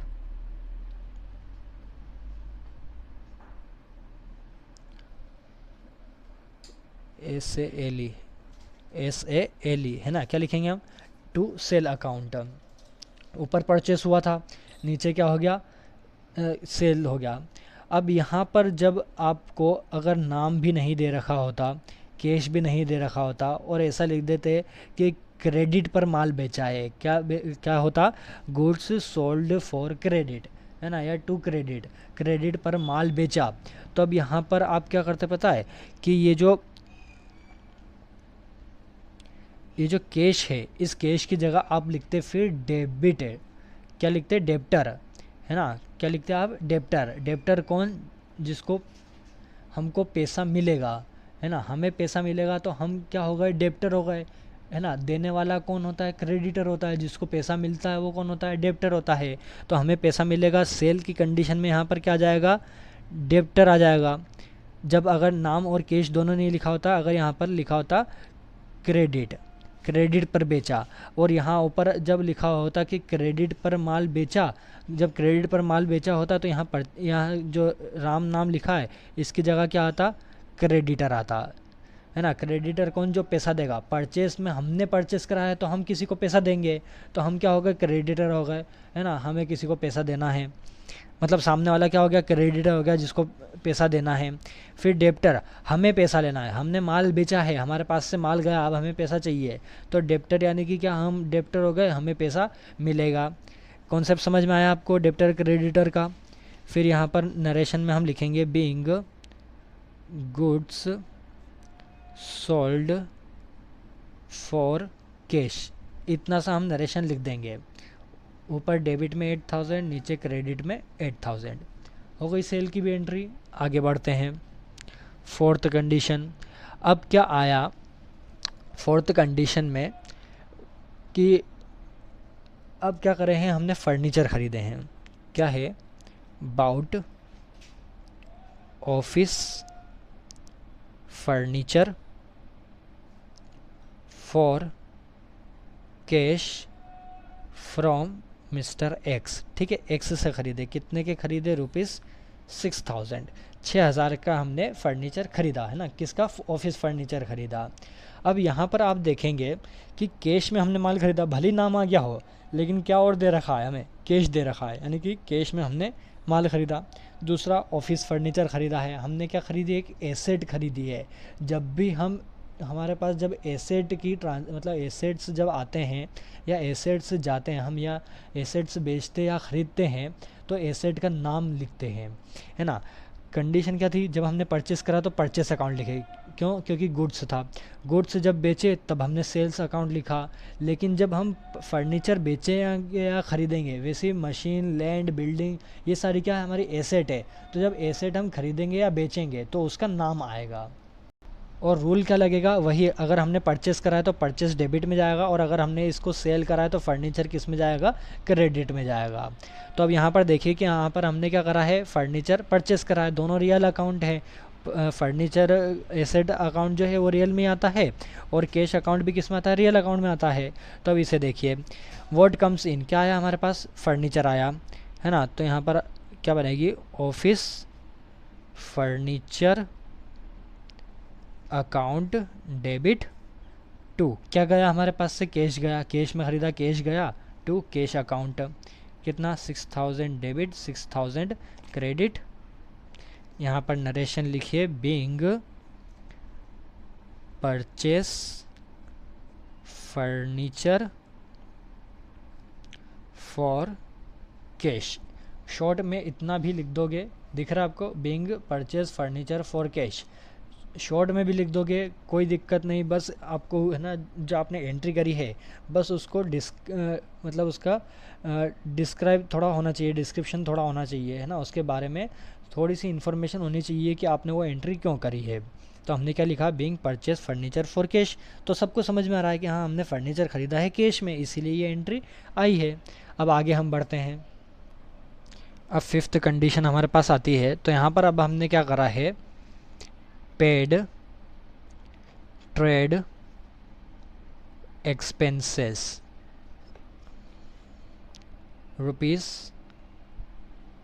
₹1000। ठीक है, हमने अब क्या करा है कि हमने एक्सपेंस पेड करे हैं। अब बिज़नेस चला रहे हैं, एक्सपेंस तो होगा, कुछ ना कुछ खर्चा तो होगा। अब क्या करा है, यहाँ पर उनका भुगतान करा है। तो अब यहाँ पर एक्सपेंस पेड करिए, तो पेड करे हैं, तो ज़रा याद करिए कि नॉमिनल अकाउंट था। नॉमिनल अकाउंट किसके लिए बना है, इनकम, एक्सपेंस, लॉस, प्रॉफिट, इनके लिए बना है। अब हमने यहाँ पर एक्सपेंस पेड करा है, तो यहाँ पर इफ़ेक्ट किस पे पड़ा है, दो चीज़ों पे इफेक्ट पड़ा है। एक तो कैश पे, क्यों, क्योंकि हमने कैश पेड करे हैं, कैश क्या है, रियल अकाउंट है। और दूसरा एक्सपेंस पे। अब एक्सपेंस किसका है, नॉमिनल नेचर का है ना। एक्सपेंस अकाउंट किस नेचर का है, नॉमिनल नेचर का है। तो एक्सपेंस पेड करे हैं, तो एक्सपेंस किस में आते हैं, डेबिट में आते हैं। तो यहाँ पर क्या हो जाएगा, trade expenses account debit to cash account. Trade expense debit क्यों हुआ है, क्योंकि ये नॉमिनल अकाउंट है, और नॉमिनल अकाउंट में एक्सपेंस क्या होते हैं, डेबिट में होते हैं जब भी उस पेड करते हैं। फिर उसके बाद कैश, ये कैश जो है ये क्रेडिट में क्यों गया है, क्योंकि ये कैश क्या है, रियल अकाउंट है। रियल अकाउंट में देखिए कि जब गिवर है ना, जब कुछ हम देते हैं तो वो किस में जाता है, क्रेडिट में जाता है। कैश हमने पेड करा है ना, कैश में ही हमने पेड करा है, कैश हमारे पास से गया तो कैश किस में चला गया, क्रेडिट में चला गया। नरेशन लिख दीजिए, being paid trade expenses, trade expenses paid करे, 1000 डेबिट 1000 क्रेडिट। आगे आपको समझ में, एक्सपेंस पेड करते हैं तो क्या एंट्री बनती है। अब सिक्स्थ,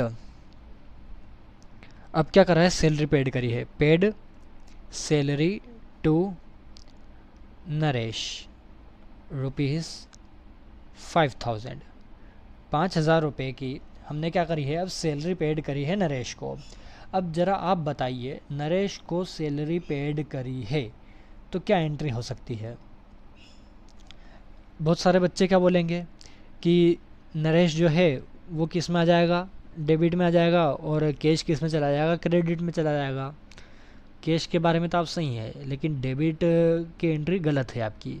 क्यों गलत है, क्योंकि भले ही नाम आ गया हो, एक बात हमेशा ध्यान रखिएगा कि नॉमिनल अकाउंट में जब सैलरी पेड करते हैं, इंटरेस्ट पेड करते हैं, मतलब मोस्टली जो सैलरी और वेजेस है, ये ध्यान रखिएगा कि जो सैलरी और वेजेस है उनमें कभी भी पर्सन का नाम नहीं आता है। भले आपको क्वेश्चन में दिया हो कि हमने इसको दिया है या उसको दिया है, नरेशन में हम उसे लिखेंगे, लेकिन हम किस में नहीं लिखेंगे, हम एंट्री में नहीं लिखेंगे उसका नाम।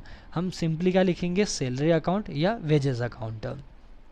तो यहाँ पर आप देखिए, अब एंट्री क्या बनेगी, सैलरी अकाउंट भी किसका है, नॉमिनल अकाउंट का है। अब नॉमिनल अकाउंट का है तो सैलरी अकाउंट मतलब सैलरी जो है ये हमारे पास से जाती है, ये भी बिजनेस का क्या है, एक्सपेंस है। एक्सपेंस किस में आते हैं, डेबिट में आते हैं। तो यहाँ पर अब क्या आएगा, सैलरी का नाम आएगा, पर्सन का नाम नहीं आएगा, किसका आएगा, सैलरी। तो आप सैलरी ऐसे नहीं लिखिए, क्या लिखिए, सैलरीज, है ना, सैलरीज, वाई है तो वाई हट के क्या आ जाता है, IES। जब सैलरीज लिखते हैं तो salaries account debit to cash account, 5000 debit 5000 credit.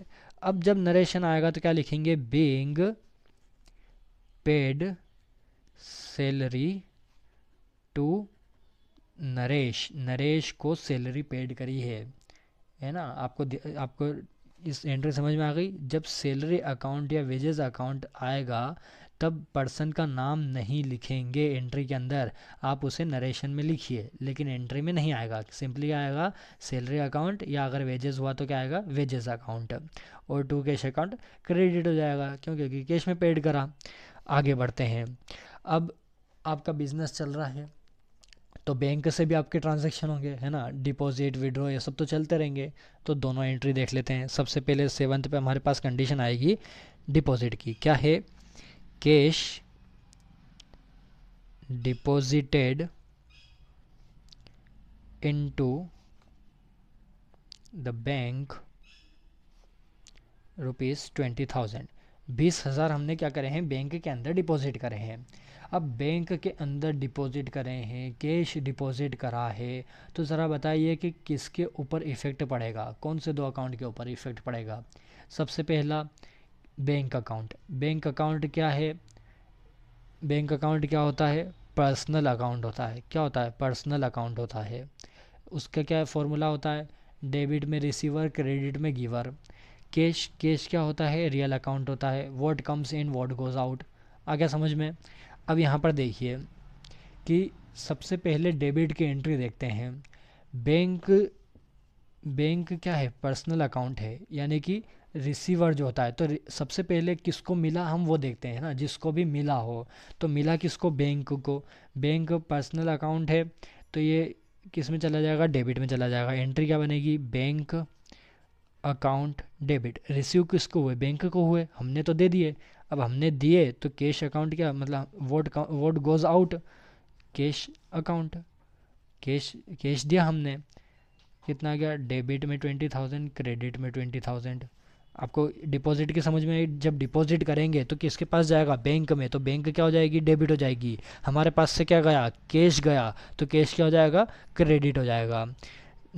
Narration में हम लिखेंगे being cash deposited into bank. ठीक है, बैंक में कैश डिपॉजिट कर दिया, अब डिपॉजिट हो गया। अब कभी आपने अगर विड्रॉ करा हो तो जब विड्रॉ करेंगे तो क्या एंट्री आएगी, क्या लिखा है 8th में, विथड्रू फ्रॉम द बैंक ₹6,000। तो जब हम बैंक में से कैश विड्रॉ करेंगे, है ना, ये किसके लिए, बिजनेस के लिए विड्रॉ करा कैश बैंक से। जब बैंक से हम विड्रॉ करेंगे, बस आप इतना ध्यान रखिए, तो क्या एंट्री बनेगी, आप ऊपर वाली एंट्री से समझ सकते हैं। जब डिपॉजिट करा था तो बैंक डेबिट में था और कैश दिया था इसलिए वो क्रेडिट में चला जाएगा। इसी को सीधा उल्टा कर दीजिए, डिपॉजिट की एंट्री थी, विड्रॉ की क्या हो जाएगी, ये इसका उल्टा क्या हो जाएगा। अब cash, what comes in, cash आया हमारे पास, debit to bank account, bank account personal account क्या हो गया, गिवर हो गया, 6,000 डेबिट 6,000 क्रेडिट। आगे समझ में? डिपॉजिट की जो एंट्री है उसकी उल्टी क्या हो जाएगी? विड्रॉ की। नरेशन में लिखेंगे being withdrew cash from bank, bank में से कैश विड्रॉ कर लिया हमने। आगे बढ़ते हैं। अब फिर यहाँ पर बात आती है, अब क्या करा है हमने? Paid insurance premium. Insurance premium के बारे में बहुत सारों को पता होगा, बहुत सारों को नहीं भी पता होगा। इंश्योरेंस प्रीमियम इसमें क्यों बनता है? गुड्स के लिए बनता है कि माल हमारा ख़राब हो जाए या जल जाए या चोरी हो जाए, उसके ऊपर हम क्या बनाते हैं? Insurance premium. बिजनेस का भी बनता है, तो वो भी हमारा क्या है? एक एक्सपेंस है, यानी कि नॉमिनल अकाउंट है ना। एक्सपेंडिचर होता है हमारा, पूरा एक्सपेंस ही है वो, तो हम पैसा देंगे इनको, तो ये क्या है? हमारा एक्सपेंस है। अब हमने क्या करा? वही इंश्योरेंस प्रीमियम पेड करा है। कितने का पेड करा है? 4000 का पेड करा है। एंट्री क्या बनेगी? वही नॉमिनल अकाउंट वाला, कि इंश्योरेंस प्रीमियम, इंश्योरेंस अकाउंट किस में आ जाएगा? डेबिट में आ जाएगा। Insurance account debit to cash में पेड करा है तो to cash account. 4000 debit 4000 credit being insurance paid. इतना भी आप लिख सकते हैं, है ना। शॉर्ट में आपको डिस्क्राइब करना है, बस ऊपर वाले को जो आपने एंट्री लिखी है उसे डिस्क्राइब करना है शॉर्ट फॉर्म में। आगे आपको इतना समझ में? तो ये जो 9 मैंने आपको एग्जाम्पल बताए हैं, ये मोस्टली हर क्वेश्चन में आ ही जाते हैं। तो आपको इनसे समझ में आ गया होगा कि आपको आगे वाली एंट्रीज कैसे करनी है। अब हम आगे बढ़ते हैं कि अब ये तो कौन सी हो गई? नॉर्मल एंट्री होगा, जिसमें एक एंट्री डेबिट में जा रही थी, एक एंट्री क्रेडिट में जा रही थी। अब कभी अगर 2 एंट्री या 3 एंट्री डेबिट में या 3-4 एंट्री क्रेडिट में जा रही हो, तो उसे क्या कहते हैं हम?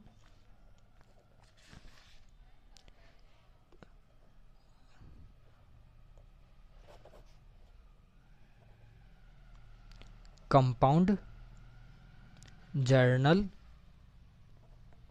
एंट्रीज। कंपाउंड जर्नल एंट्रीज यानी कि 2-3 एंट्रीज साथ में, है ना। या तो 3-4 आ जाएगी डेबिट में या फिर 3-4 आ जाएगी क्रेडिट में, जो मतलब एक सिंपली सेम नेचर या सेम अकाउंट या सेम डे पे जो एंट्रीज होती है। ऐसा नहीं कि आप आज हुई है और कल हुई है, सेम सेम हुई है तो आप दोनों को जोड़ दें, ऐसा नहीं। सेम डे सेम टाइम, एक ही टाइम पे अगर 2-3 मतलब सेम नेचर के हो गए हैं, जैसे कि मैं आपको यहाँ पर बताऊंगा कि कौन कौन से आप कंपाउंड एंट्रीज में बना सकते हैं, साथ में बना सकते हैं। कंपाउंड एंट्री का यहाँ पर हम एग्जांपल देख लेते हैं। तो सबसे पहली जो एंट्री है वही फिर से रिपीट करूँगा मैं, कि जो हम बिज़नेस स्टार्ट करते हैं, है ना, सबसे शुरू की वही है। अब उसमें हम 3-4 चीज़ें लेके आते हैं, तो कैसे कंपाउंड एंट्री हम बनाएं? तो यहाँ पर हमने लिखा commenced business with cash 70,000, goods 5,000 and furniture 10,000। ठीक है। अब पहले ही हमारे पास क्वेश्चन क्या आ गया, जिसके अंदर हमने बिजनेस स्टार्ट करा है, लेकिन किन किन चीज़ों से? कैश से भी करा है, गुड्स से भी करा है और फर्नीचर से भी करा है। अब कंपाउंड एंट्री का रूल ये होता है कि जब आप कंपाउंड एंट्री करें तो उसमें पहले आप ये देखिए कि जो ट्रांजैक्शंस हो रहे हैं वो एक अकाउंट से बिलोंग होना चाहिए। यानी कि आपको ये देख के ये तो समझ में आ गया कि ये जो तीनों एंट्री हैं ये किस में जाएगी? डेबिट में जाएगी। अब जो क्रेडिट वाली इसकी एंट्री है, इन सब का उस एक अकाउंट पे इफ़ेक्ट पड़ना चाहिए। जब हम बिज़नेस स्टार्ट करते हैं तो इफ़ेक्ट किस पर पड़ता है? जिस चीज़ से हमने बिज़नेस स्टार्ट करा, एक तो वो वाला अकाउंट हो जाता है, और दूसरा क्रेडिट में कौन सा अकाउंट हो जाता है? Capital account. अब हम अगर तीनों को सेपरेट सेपरेट भी लिखना चाहें तो वही cash to capital, goods to capital, furniture to capital, यही आएगा। इसलिए हम क्या करेंगे, इसकी एक कंपाउंड एंट्री बना देंगे जिसमें 3-4 एंट्री सिर्फ एक अकाउंट से बिलोंग करती है और उसे हम साथ में लिखते हैं। तो कैसे बनेगी? सबसे पहले हम कैश भी लेके आ गए, है ना, कैश अकाउंट डेबिट। और क्या लाए हैं हम, गुड्स यानी कि स्टॉक अकाउंट डेबिट। और क्या लेके हम, फर्नीचर, फर्नीचर एसेट है इसलिए इसका नाम ही आएगा फर्नीचर अकाउंट डेबिट टू। ये तीनों किससे बिलोंग करेंगे अब, capital, to capital account. Cash account में कितना हो गया 70,000, स्टॉक अकाउंट में कितना हो गया 5,000, फर्नीचर में कितना हो गया 10,000। अब इन तीनों का टोटल किस में आ जाएगा, कैपिटल अकाउंट में आ जाएगा। कितना हो जाएगा तीनों का अगर टोटल हम करें तो 70,000, 80,000 और 85,000 यहाँ पर हमारा किस में चला गया, कैपिटल अकाउंट में चला गया। तो हम तीन चीज़ लेके आए जो हमारी कैपिटल में ट्रांसफ़र हुई और टोटल हमने लिख दिया अमाउंट। आपको कंपाउंड एंट्री समझ में आई कि ऐसी एंट्रीज जो सिर्फ एक सेम टाइम पे सेम अकाउंट से बिलोंग करे, है ना। और कंपाउंड एंट्री में वो वाली एंट्री भी होती है जिसको हम सेपरेट नहीं लिख सकते, है ना। अगर हम इसको सेपरेट भी लिखना चाहें तो ये तो बहुत बड़ी हो जाएगी। और रूल क्या है कि जब अगर एक ही टाइम पे हुई है तो एक ही साथ करिए। ये तो कमेंस्ड बिजनेस की हो गई।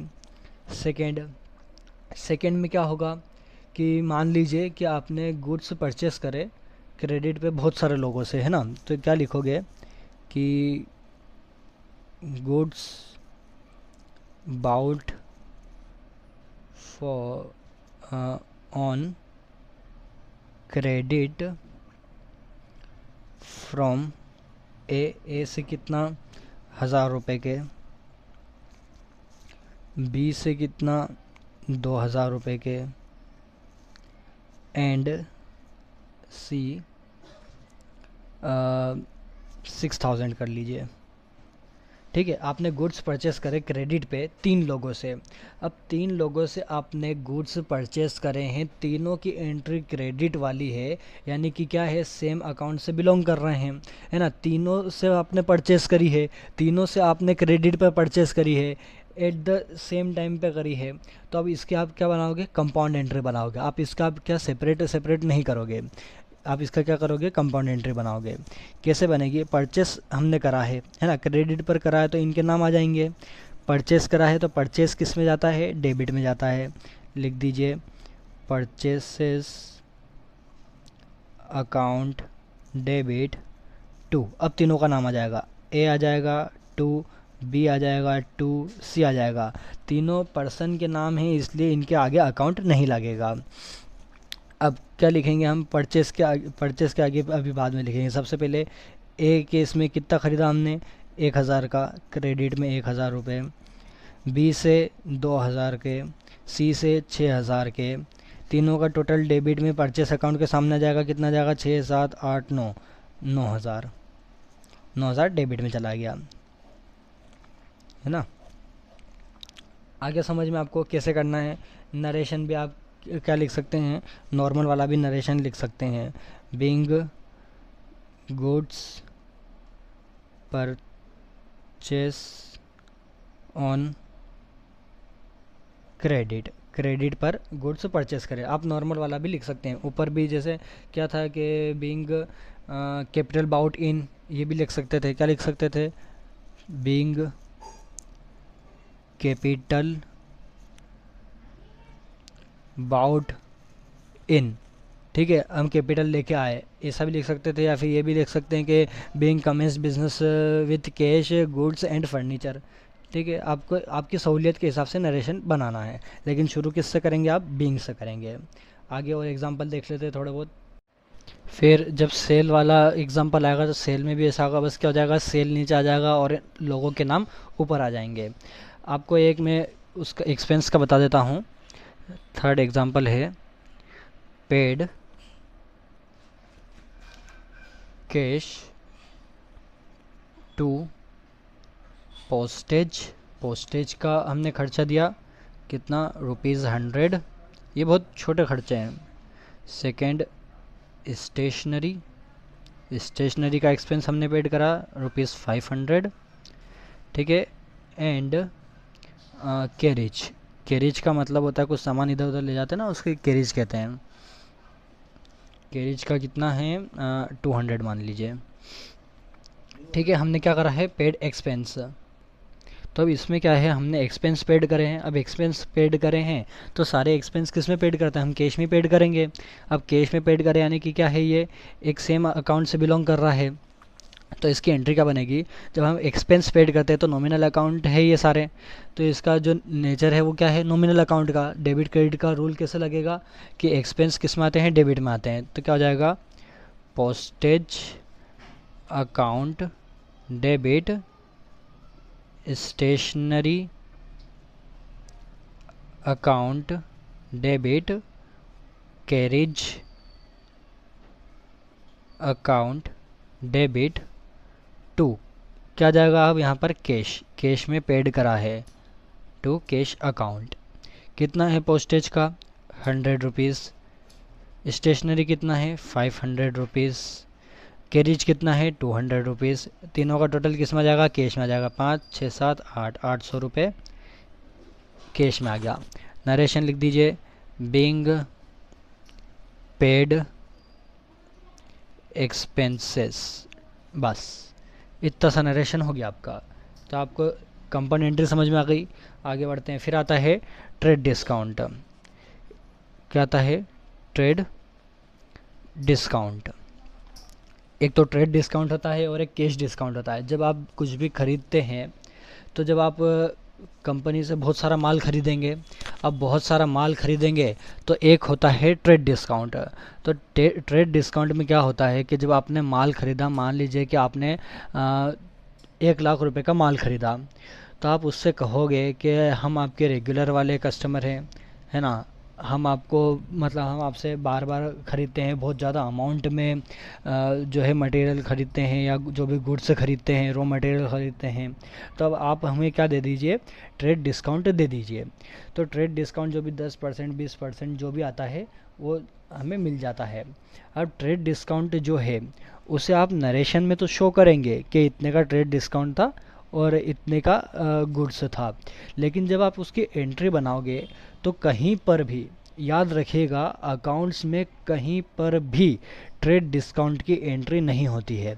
सिर्फ क्या होता है कि जब आप एंट्री करोगे और अमाउंट लिखोगे तो उसमें से ट्रेड डिस्काउंट आप माइनस कर दीजिएगा, लेकिन कभी भी इसकी एंट्री नहीं होगी। तो अब इसमें क्या होगा कि एक एग्ज़ाम्पल देखते हैं कि आपने कुछ भी परचेस करा, कितने का परचेस करा, 20,000 रुपये का परचेस करा। कितने का, 20,000 रुपये की आपने परचेस करी और उस पर 10% क्या हो गया, ट्रेड डिस्काउंट आया। क्या है, याद रखिएगा, ट्रेड डिस्काउंट, कैश डिस्काउंट नहीं, ट्रेड डिस्काउंट। अब ट्रेड डिस्काउंट करा आपने 10% का, तो अब यहाँ पर एंट्री में आप कैसे लिखोगे कि परचेसेस अकाउंट डेबिट टू, किससे ख़रीदा है आपने, मान लीजिए कि श्याम से ख़रीदा है, ठीक है, श्याम से ख़रीदा है तो टू श्याम। अब यहाँ पर क्या होगा कि 20,000 रुपये है, लेकिन हम 20,000 पूरे नहीं लिखेंगे, हम क्या लिखेंगे, 20,000 माइनस 10% है। 20,000 का 10% कितना होगा, 20,000 का 10% हो जाएगा 2,000। अब क्या करेंगे हम कि 20,000 माइनस 2,000 कितना हो गया, 18,000। अब हम क्या लिखेंगे यहाँ पर, अमाउंट 18,000। 18,000 का हमने परचेस करा, 18,000 का हमने परचेस करा, ये हम यहाँ पर शो करेंगे। ट्रेड डिस्काउंट में हम कभी भी ट्रेड डिस्काउंट यहाँ पर अलग से नहीं लिखते। जब कैश अकाउंट आएगा तो कैश अकाउंट की तो एंट्री बनेगी, लेकिन ट्रेड डिस्काउंट की कभी भी एंट्री नहीं बनेगी।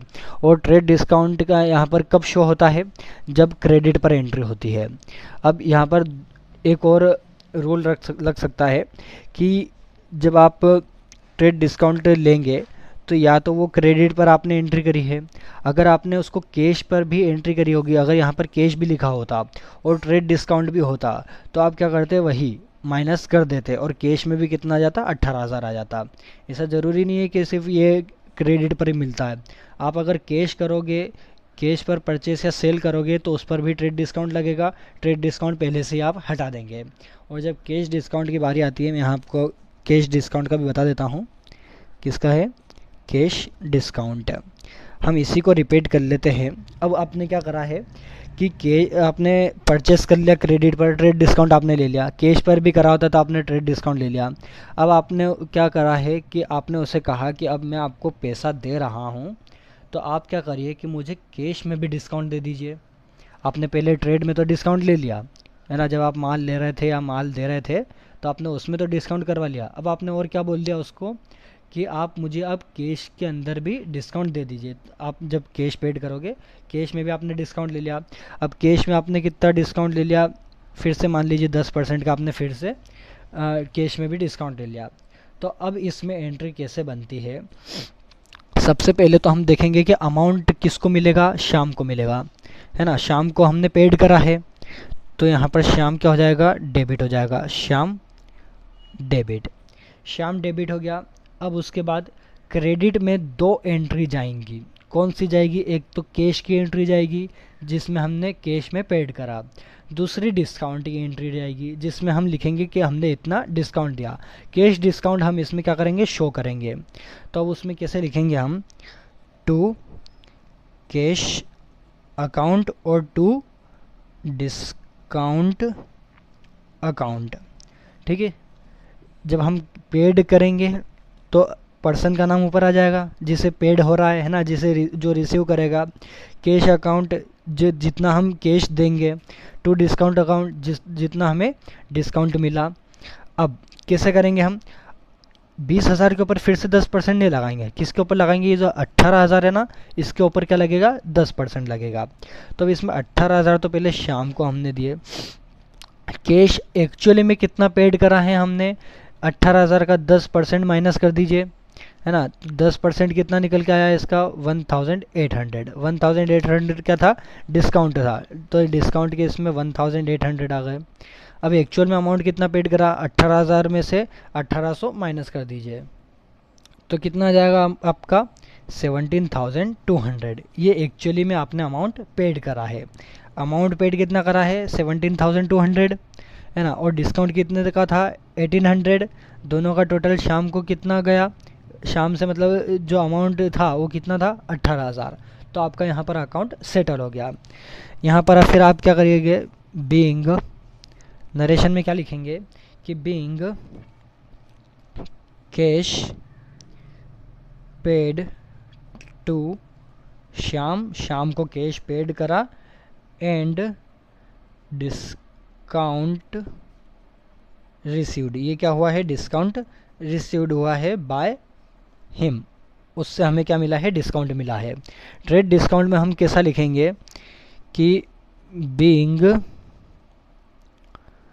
Purchase from Shyam on credit, credit पर खरीदा था हमने ऊपर है ना।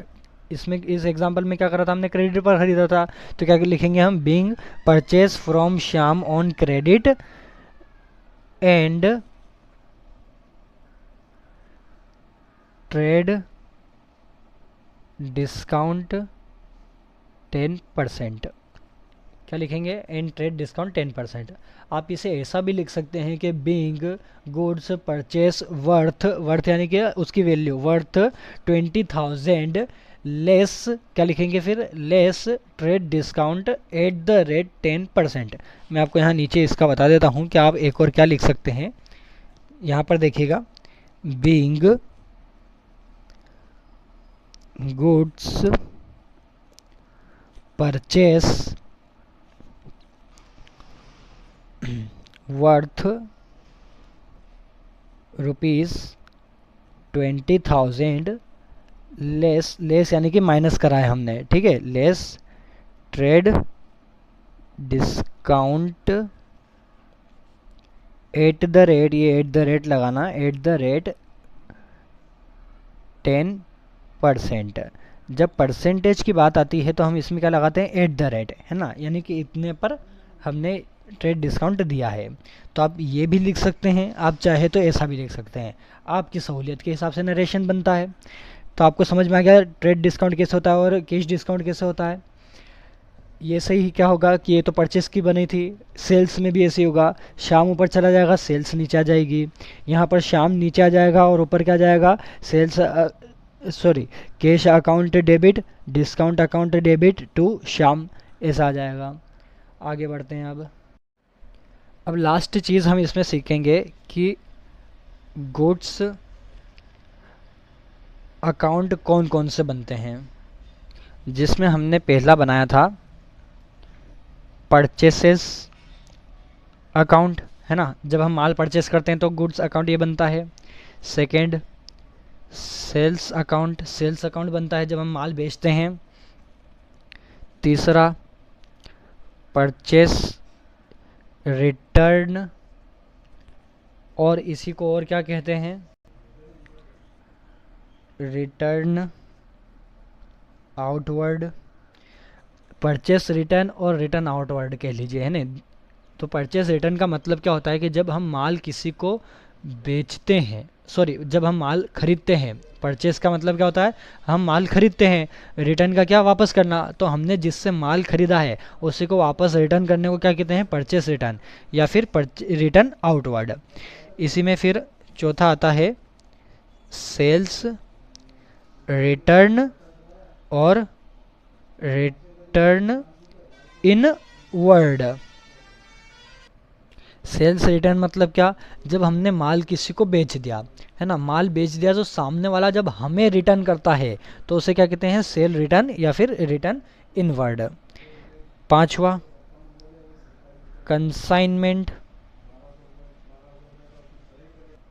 कंसाइनमेंट का मतलब क्या होता है कि जब हम अपना माल किसी को देते हैं, है ना, बेचने के लिए, जैसे आपने देखा होगा आपके यहाँ पर अगर किराने की स्टोर होगी तो जो कंपनीज रहती हैं जिनके पास मान लीजिए कुरकुरे का है, शक्कर की है, तेल की है, बहुत सारी उसकी कंपनीज हैं, तो वो क्या करते हैं, अपना माल किराने वाले को देते हैं कि आप ये सारा माल बेचो, है ना, या फिर एजेंट्स को देते हैं कि आपको ये इतना इतना माल है, आपको इस प्राइस पे बेचना है, तो उसको क्या कहते हैं, कंसाइनमेंट कहते हैं, कि अपने आपके बिहाफ पे कोई आपका माल बेचे। फिर सिक्स्थ स्टॉक अकाउंट। अब स्टॉक अकाउंट दो बनते हैं, पहला ओपनिंग स्टॉक अकाउंट और दूसरा बनता है closing stock account. Opening stock account क्या, जब आप शुरू में माल लेके आते हैं या शुरू में आपके पास जो स्टॉक रहता है वो, है ना, साल के बिगिनिंग में, है ना, at the beginning of the year. Closing stock क्या होता है, जब साल के आखिरी में आपके पास जो माल बचा हुआ रहता है उसे क्या कहते हैं, क्लोजिंग स्टॉक कहते हैं। तो आई होप आपको इतना सब समझ में आया हो। अगर कुछ भी डाउट हो तो आप कमेंट कर सकते हैं। मेरे इस वीडियो की डिस्क्रिप्शन में टेलीग्राम की चैनल भी है, उसकी लिंक दे रखी है मैंने, आप उस पर जाइए। अगर आपको कुछ प्रैक्टिकल में इशू है तो आप वहाँ पर आप मुझे इमेज भेज सकते हैं, उसका क्लिप भेज सकते हैं, और कुछ भी डाउट है तो आप उस पर भी पूछ सकते हैं। विदिन 1 डे मैं आपको जवाब दूंगा। और जो आगे की वीडियो है उसमें जैसे बहुत सारे अकाउंट्स बचे हैं, ड्राइंग अकाउंट्स है, लॉस वाला अकाउंट है, या फिर हम गुड्स दे देते हैं उसका है, लोन अकाउंट है, एक्सपेंसेस के हैं, बेड डेब्ट्स के हैं, तो ये सारी चीज़ें अब जब प्रैक्टिकल शुरू करूँगा मैं नेक्स्ट वीडियो में आपको इसके प्रैक्टिकल्स करवाऊँगा, तो उसमें और आपको चीज़ें समझा दूँगा। तो आई होप आपको इतना समझ में आ गया हो। तो मेरी वीडियो को ज़्यादा से ज़्यादा शेयर करिए, मेरे चैनल को सब्सक्राइब करिए ताकि आपको ऐसी वीडियो मिलती रहे। Thank you very much.